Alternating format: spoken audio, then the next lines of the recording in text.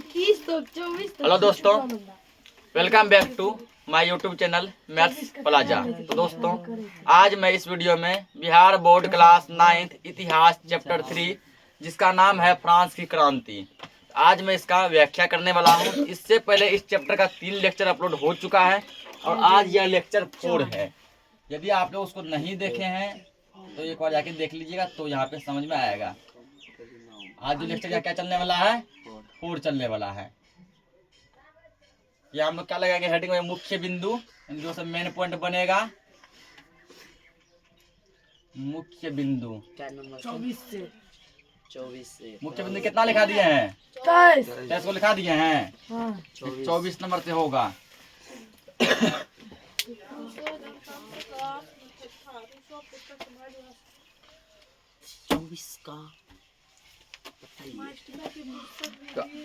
तो आज का टॉपिक है क्या? आतंक का राज्य। आतंक का राज्य, पेज नंबर 34 सब निकाल लो। रॉबस्पियर वामपंथी विचारधारा का समर्थक था, ठीक ना। लो फर्स्ट में पॉइंट बन गया, ठीक। पूछेगा कि रॉबस्पियर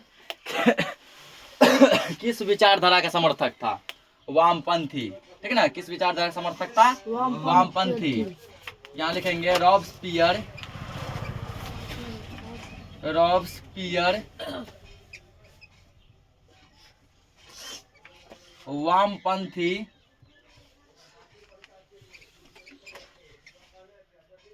वामपंथी विचारधारा का समर्थक था।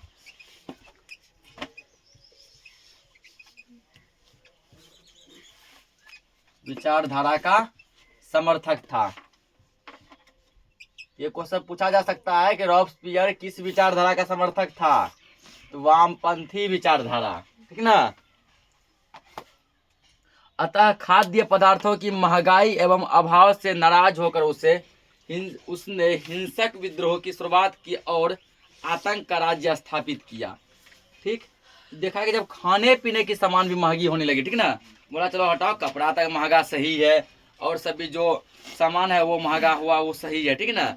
जब देखा कि खाने पीने का सामान भी महंगा हो गया तो रॉबस्पियर को नहीं रहा गया तो ये क्या किया? आतंक का राज्य स्थापित कर दिया, ठीक ना। आतंक का राज्य क्या कर दिया? स्थापित कर दिया। तो पूछ सकता है कि आतंक का राज्य किसने स्थापित किया था? रॉबस्पियर ने। तो ये पॉइंट लिखो, ठीक ना, कि आतंक का राज्य पॉइंट नंबर 25, आतंक का राज्य, आतंक का राज्य, इसको देंगे इन्वर्टेड कॉमा में, फोटो लगा लो, लाइव करो बर्थडे ना। आतंक का राज्य रॉबस्पियर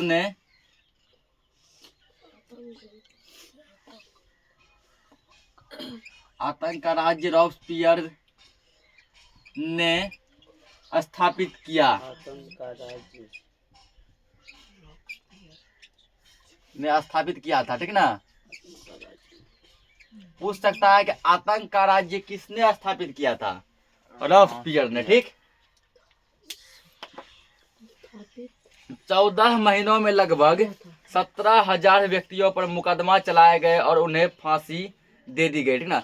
14 महीना मतलब हुआ 1 साल 2 महीना हुआ ना, कि 12 महीना में 1 साल और बचा 2 महीना।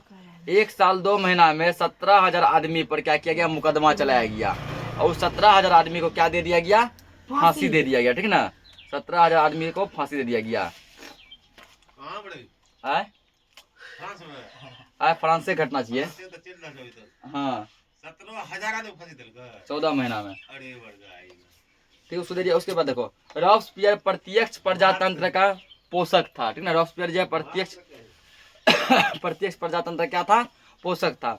21 वर्ष से अधिक उम्र वालों को मतदान का अधिकार देकर, चाहे उनके पास संपत्ति हो या ना हो, चुनाव कराया गया। तो वहां पर जो है मतदान का अधिकार के लिए पहले न्यूनतम जो उम्र रखा गया वो 21 साल रखा गया, ठीक ना। कितना रखा गया? 21 साल। यदि कोई व्यक्ति 21 साल का है, समझा, यदि कोई व्यक्ति 21 साल का है या 21 साल से ज्यादा उम्र का है तो उसको वोट देने का अधिकार है, मतदान करने का अधिकार है, ठीक ना। चाहे उसके पास संपत्ति मतलब पैसा कौड़ी हो, चाहे पैसा कौड़ी ना हो, वो मतदान देगा, वोट देगा, यदि उसका उम्र 21 साल है। 21 सितंबर 1792। 21 सितंबर 1792 को नवनिर्वाचित असेंबली को कन्वेंशन नाम दिया गया, ठीक ना। दिया गया 21 सितंबर 1792 को क्या हुआ, एक नया असेंबली बना, एक नया असेंबली बना, उस असेंबली का नाम कन्वेंशन दिया गया। उस असेंबली का नाम क्या पड़ा, कन्वेंशन। तथा राजा की सत्ता को समाप्त कर दिया गया। बोला अब हमारे फ्रांस में राजा का कोई शासन नहीं होगा, अब फ्रांस में राजा नहीं होगा, राजा के शासन को समाप्त कर दिया गया। देश विद्रोह के अपराध में लुई 16वां पर मुकदमा चलाया गया। अब क्या किया गया, लुई 16वां जो पूरा जो आतंक अपने टाइम में फैलाया था, जनता को जो ठगा, ठीक ना, जनता पर जो अत्याचार किया, उसके लिए क्या किया, लुई 16वां पर क्या किया गया, मुकदमा चलाया गया। और 21 जनवरी 1973 को उन्हें फांसी पर चढ़ा दिया गया। ये लिखो, लुई 16वां को कब फांसी दी गई थी, पूछेगा क्वेश्चन ये, लुई 16वां को कब फांसी दी गई थी, याद रखना 21 जनवरी 1793 को। ठीक है, लुई 16वां को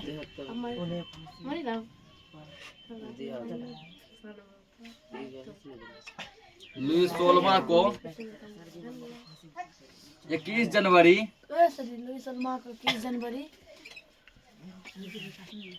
1793 को फांसी दिया गया। लुई 16वां कौन था, फ्रांस का राजा था ना। जब ये इतना गलत किया, गुस्सा में चल के रॉबस्पियर को क्या दिलवा दिया, फांसी दिलवा दिया। लुई 16वां को 21 जनवरी 1793 को फांसी दिया गया। जनवरी 1793 फांसी दिया गया, ठीक। बाद में मेरी अंतोजनित को भी फांसी दे दिया। ले बढ़ जाओ तुम भी। मेरी अंतोजनित कौन थी, लुई 16वां की पत्नी, ठीक ना, लुई 16वां की पत्नी। बोला जाओ जाओ जाओ तुम भी जाओ, जन्म जन्म का साथ है तुम्हारा हमारा, अगर ना मिलते इस जन्म में लेते जन्म दोबारा, ठीक ना। बोला जब तुम्हारा हस्बैंड को लटकाइए दिए हैं, तुम क्या करेगी, निकलो तुम भी।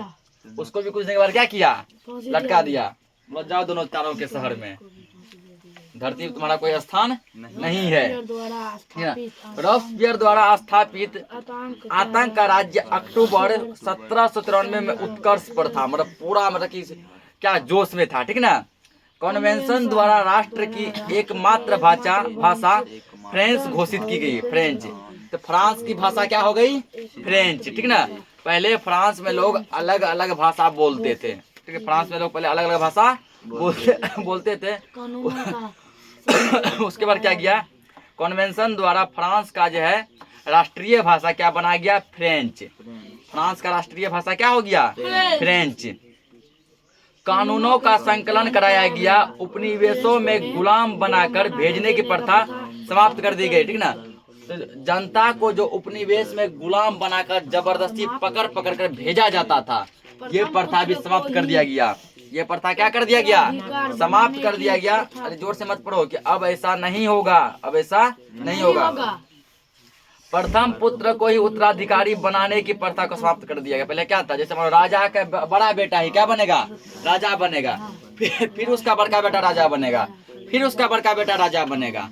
ये प्रथा पीढ़ी दर पीढ़ी क्या होता था, चलता रहता था, ठीक ना। चाहे वो योग्य हो, चाहे वो योग्य नहीं हो, भले वो मंद बुद्धि बकलेल गोबर का है न हो, लेकिन राजा बनेगा वो, ठीक ना। ये प्रथा भी क्या कर दिया गया, समाप्त कर दिया गया। बोला अब जब राजा ही यहाँ नहीं होगा तो उसका उत्तराधिकारी क्या करेगा, भागो तुम भी यहाँ से। राष्ट्र का नया कैलेंडर 22 सितंबर 1792 ईस्वी को लागू किया गया, ठीक ना। यहाँ लिख सकते हैं कि फ्रांस का नया कैलेंडर कब लागू किया गया, ये पूछ सकता है। राष्ट्र मतलब यहाँ क्या हुआ, देश। देश मतलब कौन सा देश, किसका यहाँ कहानी पढ़ रहे हैं हम लोग, फ्रांस का, यानी ये फ्रांस की घटना है। तो लिखेंगे फ्रांस का नया कैलेंडर, फ्रांस का नया कैलेंडर। पहले राजा के अनुसार जो कैलेंडर था उसको हटा दिया गया। फ्रांस का नया कैलेंडर पूछेगा कब लागू किया गया था, ठीक ना।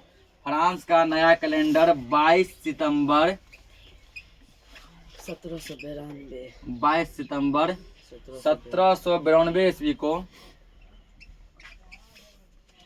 1792 ईस्वी को लागू किया गया।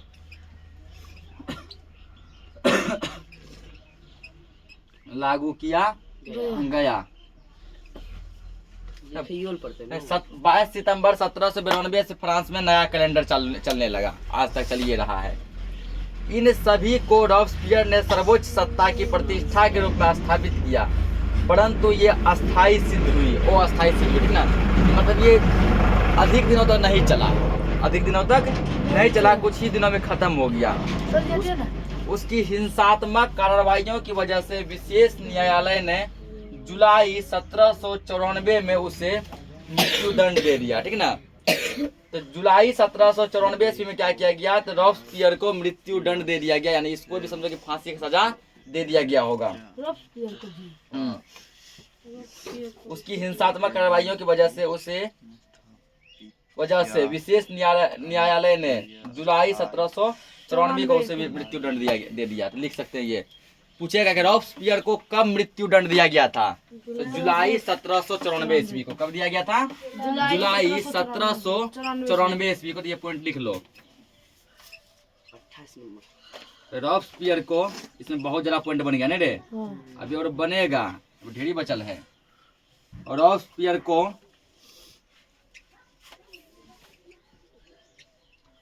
जुलाई 1794 को, यहाँ ईस्वी लिखेगा तब भी कोई दिक्कत नहीं है, नहीं हो लिखेगा कोई दिक्कत नहीं, ठीक ना। 94 को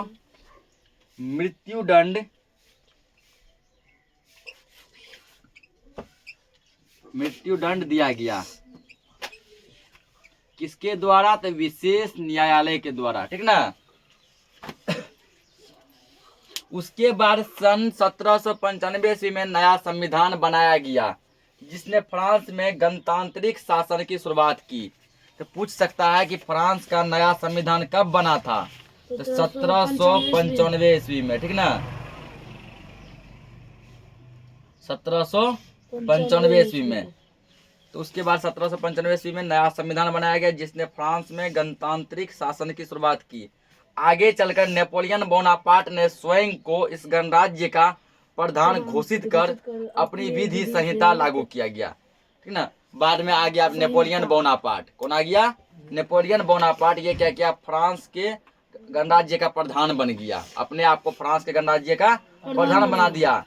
उसके सुधार कार्यों ने तत्कालीन फ्रांस के उत्थान में काफी सहयोग प्रदान किया, तो अच्छा काम किया, ठीक ना, जिससे फ्रांस में काफी सुधार हुआ। एक पॉइंट यहाँ लिख लो, पूछिएगा कि फ्रांस में नया संविधान कब बनाया गया। हर एक पॉइंट यहाँ इंपोर्टेंट लग रहा है, ठीक ना। लिखेंगे यहाँ पे 1795 ईस्वी में 1795 ईस्वी में फ्रांस में नया संविधान बनाया गया। फ्रांस में नया संविधान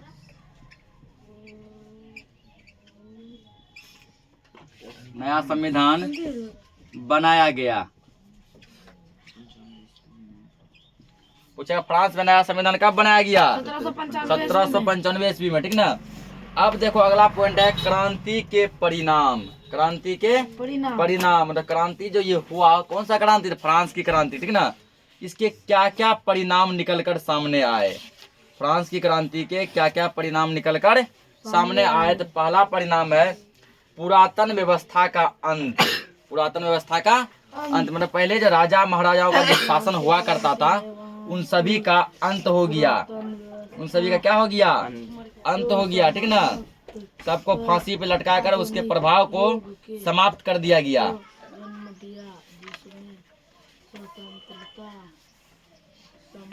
ठीक, अब देखो पहला फ्रांस की क्रांति ने वहां की पुरातन व्यवस्था को समाप्त कर आधुनिक युग को जन्म दिया। फ्रांस का क्रांति जो हुआ तो वहां का पुरातन यानी पुराना व्यवस्था खत्म हो गया और नए युग का क्या हो गया, जन्म हो गया, जिसमें स्वतंत्रता, समानता तथा बंधुत्व को प्रोत्साहन मिला। सामंतवाद का अंत हो गया। तो नया युग जो आरंभ हुआ उसमें क्या हुआ, स्वतंत्रता मतलब प्रत्येक व्यक्ति स्वतंत्र था। प्रत्येक व्यक्ति क्या था, स्वतंत्र था, ठीक ना। उसके बाद जो सभी एक समान, सब क्या है, एक समान है। उसके बाद सामंतवाद का अंत हो गया। दूसरा यहाँ निकल के आया परिणाम धर्मनिरपेक्ष राज्य। धर्म निरपेक्ष राज्य मतलब कि ऐसे राज्य की स्थापना हो, ऐसे देश की स्थापना हो जहाँ धर्मनिरपेक्ष, जैसे हमारा भारत भी एक धर्मनिरपेक्ष राज्य है, ठीक ना। धर्मनिरपेक्ष राज्य का मतलब हुआ, पहले मतलब समझो, इसका मतलब हुआ कि सभी व्यक्ति को अपना अपना धर्म मानने का अधिकार है, ठीक ना। जैसे जो हिंदू है पूरा खुल के हिंदू धर्म मानो, ठीक ना। जो मुस्लिम है पूरा खुल के मुस्लिम धर्म मानो, क्रिश्चियन मानो, ईसाई मानो, कोई तुमको नहीं रोकेगा, ठीक ना। तो अपने धर्म का प्रचार प्रसार करो, उसको मानो, उस विधि तरीके से पूजा पाठ शादी विवाह सब करो, कोई तुमको नहीं रोकेगा। लेकिन पहले फ्रांस में ऐसा नहीं था, जबरदस्ती सब पर कैथोलिक धर्म लाद दिया गया, ठीक ना। तुम वही धर्म मानो। इस क्रांति ने राज्य को धर्म से अलग कर धर्मनिरपेक्ष राज्य की स्थापना की। सब अपना अपना धर्म मानने पर क्या है, स्वतंत्र है, ठीक ना। जैसे मान के चलो कि हम लोगों पे यदि कोई मुस्लिम धर्म थोप दे, ठीक ना, चाहे मुस्लिम पे कोई हिंदू धर्म थोप दे, जबरदस्ती तुम जो है हिंदू बनो, हम लोग को बोले जबरदस्ती तुम मुस्लिम बनो, मेरी तरह रहो, तो क्या हम लोग बर्दाश्त कर पाएंगे? नहीं। क्या वो लोग बर्दाश्त कर पाएगा? नहीं। तो पहले ऐसे ही भावना थी वहां पे, लेकिन अब क्या किया गया, धर्मनिरपेक्ष राज्य बना दिया गया। धार्मिक क्षेत्र में बुद्धिवाद का उदय हुआ और जनता को धार्मिक स्वतंत्रता प्रदान की गई कि सब क्या है, स्वतंत्र है, किसी भी मंदिर मस्जिद में जाइए और पूजा करके आइए। अगला है जनतंत्र की स्थापना, ठीक ना। फ्रांस की क्रांति ने राजा के दैवी अधिकार के सिद्धांत को समाप्त कर जनतंत्र की स्थापना की। फ्रांस का क्रांति जो हुआ, राजा के सिद्धांत को खत्म कर दिया और जनता का क्या क्या हक देकर उसकी स्थापना कर दिया। व्यक्ति की महत्ता, फ्रांस के नेशनल असेंबली ने पहली बार व्यक्ति के महत्ता पर बल दिया, ठीक ना, और नागरिकों को मौलिक अधिकार प्रदान किया। जैसे भारत में भी देखो सभी को मौलिक अधिकार प्राप्त है, ठीक ना। स्कूल में भी बच्चों को पढ़ाया जाता है कि हमारे कितने मौलिक अधिकार हैं, ठीक ना। तो बच्चा सब बोलता है, वही वहां पर भी सबको मौलिक अधिकार मिला। पहला दिया समाजवाद का प्रारंभ। फ्रांस की क्रांति ने समाजवादी प्रवृत्तियों को भी बल दिया। समाजवादी प्रवृत्ति को क्या दिया? बल दिया। जैकोबिन्स ने सामान्य जनता के अधिकारों की रक्षा की एवं अमीरों की जगह गरीबों का पक्ष लिया। अब यहाँ एक जैकोबिन्स नाम का एक नया आदमी आया, ठीक, वो क्या किया, सभी जनता की रक्षा की और अमीर का पक्ष ना लेकर जो व्यक्ति गरीब थे उसका साइड लिया, उसका पक्ष लिया। आगे दिया वाणिज्य व्यापार में वृद्धि। वाणिज्य व्यापार में वृद्धि। क्रांति के फल स्वरूप गिल्ड प्रथा, प्रांतीय आयात कर तथा अन्य व्यापारिक प्रतिबंध व्यापारियों पर से हटा दिया गया। व्यापारी को जो सब फालतू टैक्स देना पड़ता था, जिस टैक्स का कोई जो है वजह नहीं था, ठीक ना, फिर भी राजा द्वारा जबरदस्ती टैक्स उससे वसूला जाता था, कर लिया जाता था, उसको हटा दिया गया, जिससे वाणिज्य एवं व्यापार का विकास हुआ। वाणिज्य और व्यापार क्या हो गया? विकास हुआ। यही कारण था कि 19वीं शताब्दी में व्यापार के क्षेत्र में फ्रांस इंग्लैंड के बाद दूसरा स्थान पर था, ठीक ना। 19वीं शताब्दी का मतलब हुआ कि 1800 कुछ ईस्वी, ठीक ना। 19वीं शताब्दी में फ्रांस जो है इंग्लैंड के बाद, यानी पूरा विश्व में, पूरा दुनिया में व्यापार के माध्यम में इंग्लैंड था पहले नंबर पे। इंग्लैंड था पहले नंबर पे और फ्रांस था दूसरे नंबर पे। ये क्वेश्चन लिखो। 30 नंबर होगा।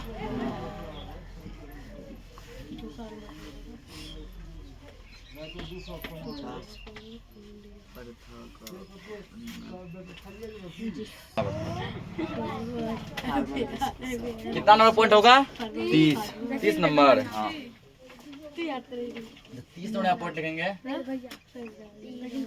देखो दिख रहा है उसमें, हाँ लिखो यहाँ पे 19वीं शताब्दी में, वो वैसे लिखा अंक में हम डायरेक्ट ऐसे लिख देते हैं, ठीक ना। 19वीं शताब्दी में, 19वीं शताब्दी में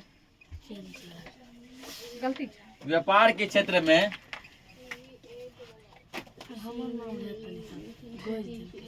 व्यापार के क्षेत्र में 19वीं शताब्दी में व्यापार के क्षेत्र में फ्रांस विश्व में दुनिया, ठीक ना, विश्व में द्वितीय स्थान पर था।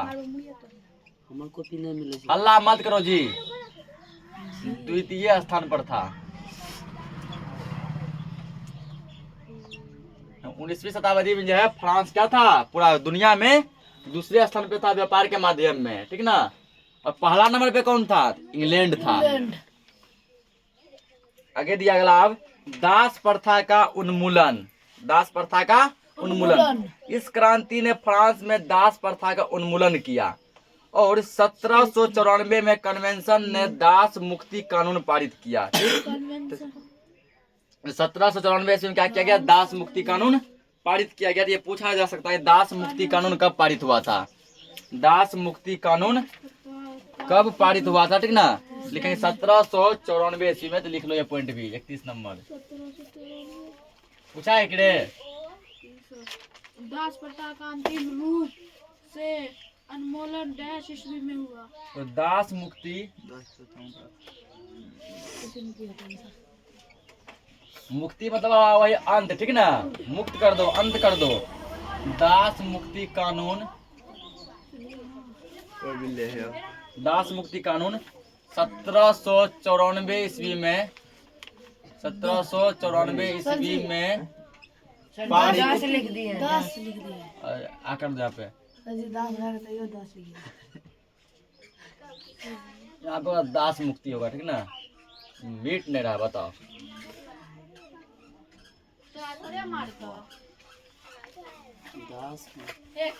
ठीक है ना।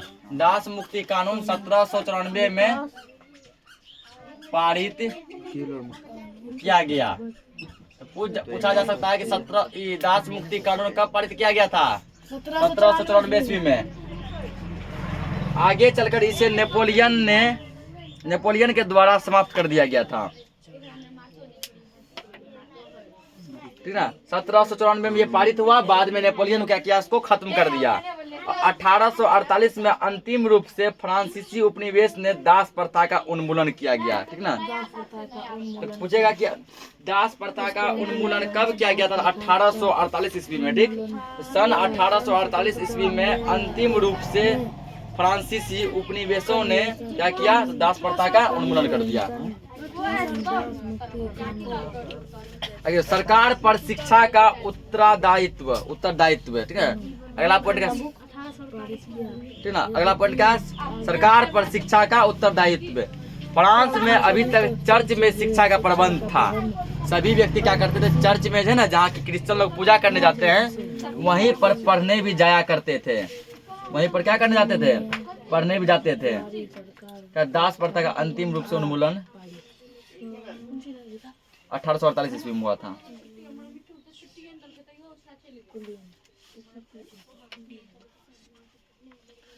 एक पॉइंट यहाँ लिख लो, यहाँ पे दास प्रथा का अंतिम रूप से उन्मूलन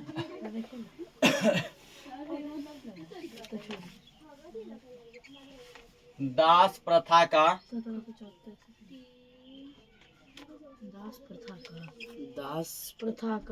उन्मूलन किया। दास प्रथा का अंतिम रूप से उन्मूलन,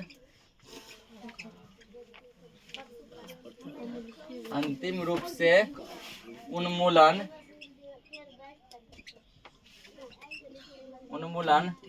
1848 ईस्वी में हुआ। 48 ईस्वी में हुआ।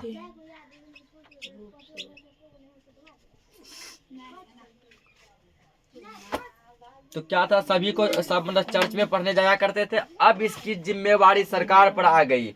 अब परिणाम स्वरूप पेरिस विश्वविद्यालय तथा कई शिक्षण संस्थान एवं शोध संस्थान पेरिस में खोले गए।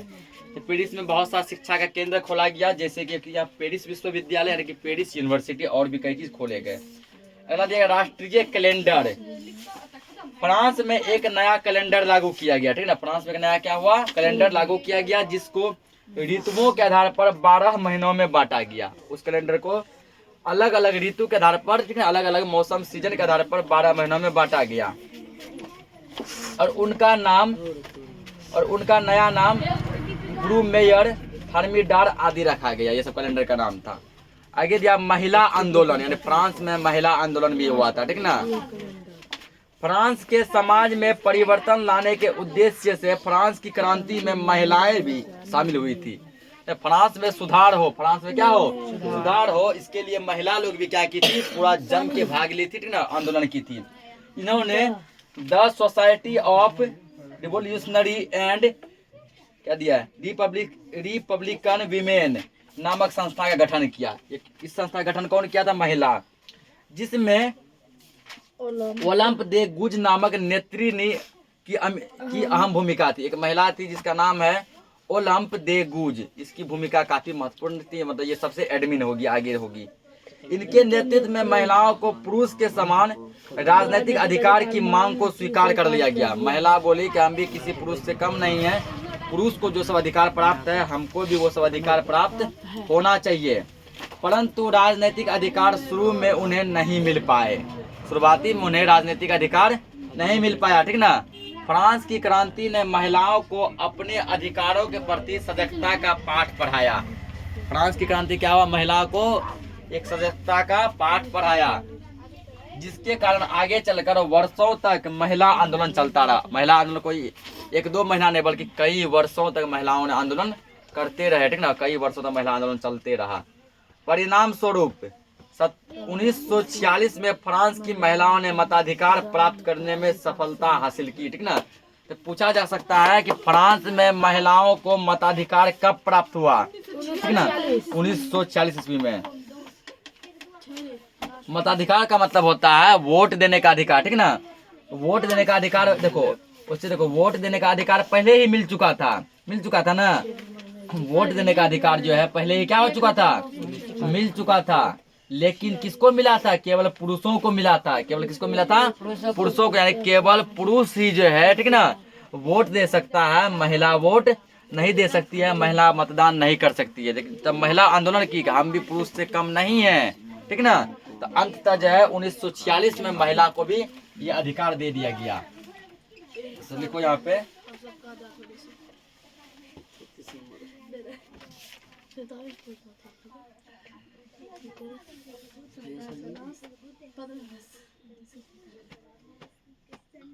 यहाँ पे 1946 ईस्वी में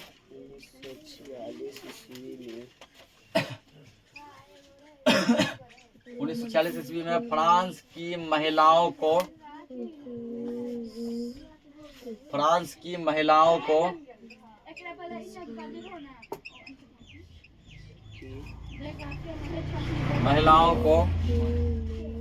मताधिकार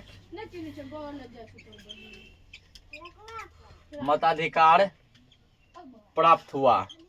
पूछेगा फ्रांस की महिलाओं को वोट देने का अधिकार, मत देने का अधिकार कब प्राप्त हुआ? 1946 ईस्वी में, ठीक ना। तब तक भी हमारा देश आजाद नहीं हुआ था, ठीक ना। बताओ कहाँ ये लोग जो है कितना 1789 सब में आजाद हो गया, ठीक ना। तब तक भी हमारा देश आजाद नहीं हुआ था 1946 तक। तब इसके 1 साल बाद 1947 में हमारा देश क्या हुआ? आजाद हुआ।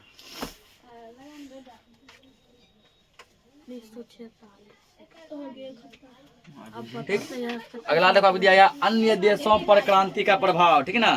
फ्रांस में क्रांति हुआ, देखो सबसे पहले क्या हुआ? पहले अमेरिका में क्रांति हुआ। कहाँ हुआ? अमेरिका में क्रांति हुआ। तो वहां से सीखा फ्रांस, क्या सीखा?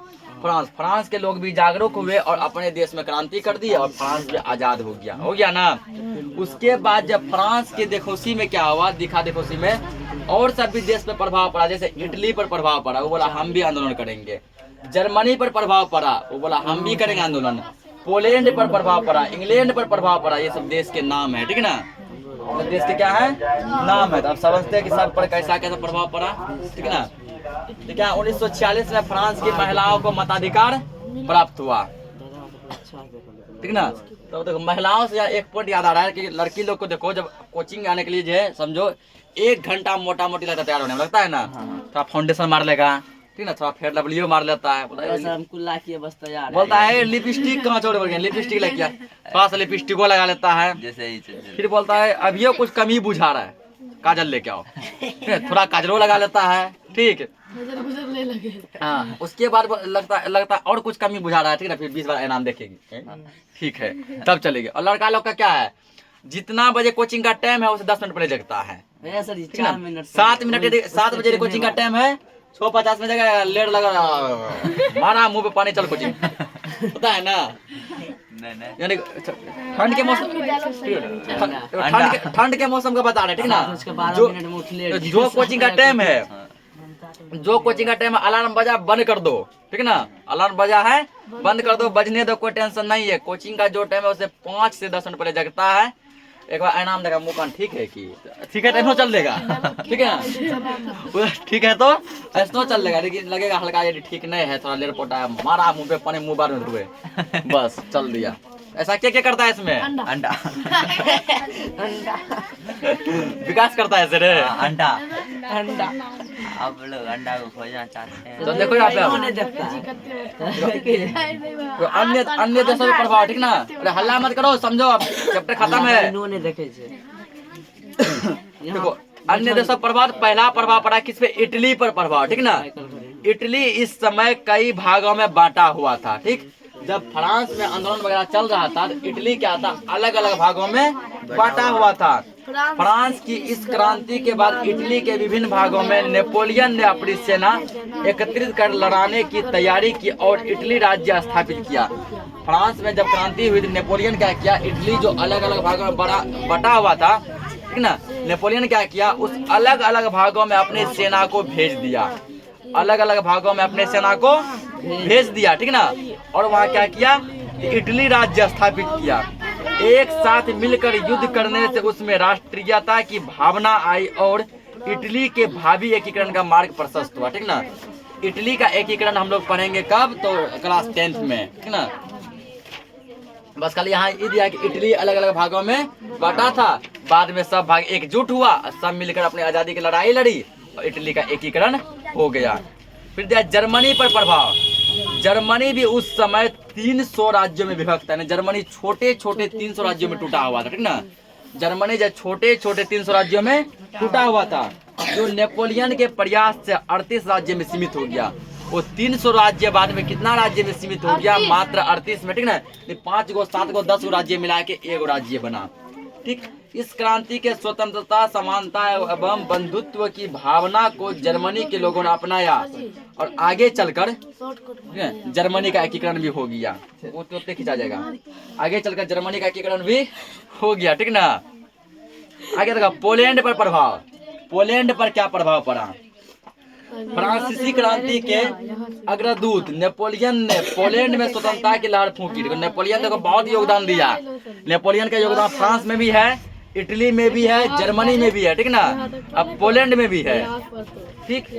तो अब क्या हुआ? तो क्या क्या वहाँ पर भी है ना, पोलैंड जो है, पोलैंड में नेपोलियन अपना अहम भूमिका निभाया। पहले यह रूस, प्रसा और ऑस्ट्रिया के बीच बांटा हुआ था। पोलैंड क्या था? पहले रूस, प्रसा और ऑस्ट्रिया जैसे देशों के बीच बांटा हुआ था। पोलैंड को शीघ्र आजादी नहीं मिली, लेकिन उसमें राष्ट्रीयता का संचार इसी क्रांति ने किया। तो पोलैंड जल्दी आजाद नहीं हुआ, लेकिन फ्रांस की क्रांति से उसमें राष्ट्रीयता की भावना जगी, ठीक ना। और एक लंबी अवधि के प्रयास के फलस्वरूप विश्व युद्ध के बाद पोलैंड का स्वतंत्र राज्य कायम हो चुका। जब विश्व युद्ध हुआ, ठीक है, तब पोलैंड का क्या हुआ? स्वतंत्र राज्य कायम हुआ। अगला दिया इंग्लैंड पर प्रभाव। हल्ला मत करो। इंग्लैंड पर प्रभाव। नेपोलियन का विजय अभियान इंग्लैंड पर भी हुआ। अब ये इंग्लैंड में भी गया, ठीक ना। कहाँ गया? इंग्लैंड में भी गया। जबकि इंग्लैंड आगे चलकर उसके पतन का कारण बन गया, ठीक ना। इंग्लैंड में जबकि वो हार गया, वहाँ उसका झंडा नहीं लहरा पाया। फिर भी इस क्रांति का इतना अधिक असर इंग्लैंड में दिखा कि वहाँ की जनता ने भी सामंतवादी के खिलाफ आवाज उठानी शुरू कर दी। फ्रांसीसी क्रांति के कारण ही इंग्लैंड की जनता भी क्या किया? सामंतवादी का आवाज उठाया। फलस्वरूप 1832 में इंग्लैंड में संसदीय सुधार अधिनियम पारित हुआ। तो पूछेगा इंग्लैंड में संसदीय सुधार अधिनियम कब पारित हुआ? तो ये लिखो 1832 ईस्वी में, ठीक ना।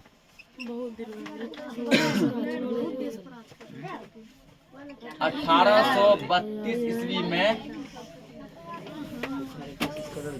इंग्लैंड में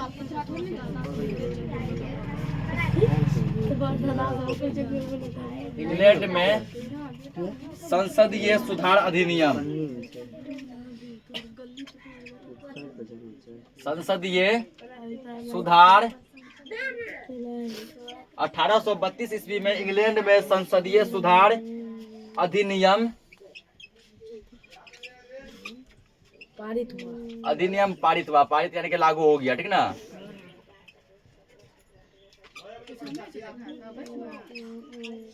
पारित हुआ, जिसके द्वारा वहां के जमींदारों की शक्ति समाप्त कर दी गई। जमींदार जो अपने हाथ में जो पावर रखा करते थे उसको खत्म कर दिया गया और जनता के लिए अनेक सुधारों का मार्ग प्रशस्त कर दिया गया। जनता के लिए बहुत सारा मार्ग रास्ता खुल गया, ठीक ना।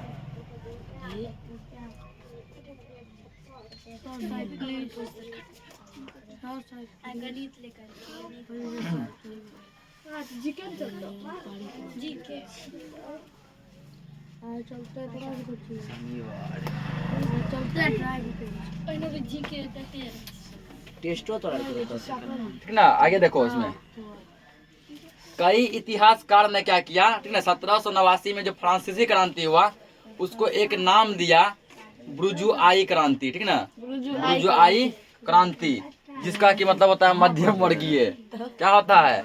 मध्यम वर्गीय। ये लिख सकता है कि कई इतिहासकारों ने 1789 ईस्वी की फ्रांसीसी क्रांति को एक बुर्जुआई क्रांति कहा है, ठीक ना।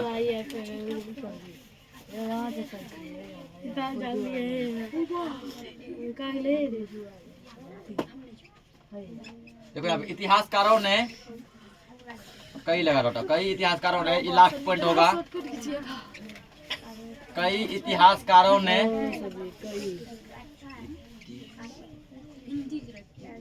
मतलब इतिहास के महान सब व्यक्ति ने, ठीक ना, कई इतिहासकारों ने 1789 की फ्रांसीसी क्रांति को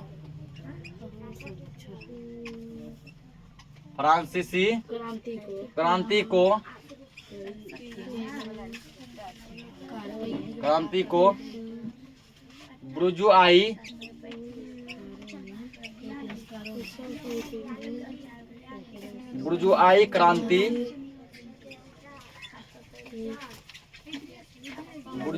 क्रांति कहा है। अभी प्रेजेंट में भी इसको बुर्जुआई क्रांति के नाम से जाना जाता है, ठीक ना।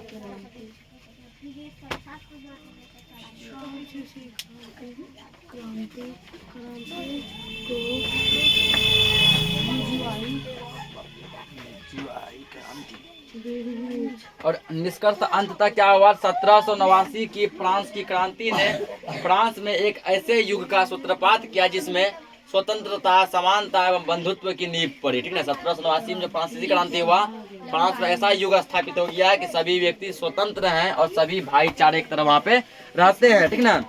मानव अधिकारों की रक्षा हुई, साथ ही यूरोप के अन्य देश भी इस विचारों से प्रभावित हुए, जैसे कि जर्मनी, इटली, पोलैंड, ये सब। और वहाँ भी सुधार के एक नए युग खुल गए। तो इसी के साथ हो गया चैप्टर का जय हिंद जय भारत, ठीक ना। तो खत्म हो गया चैप्टर।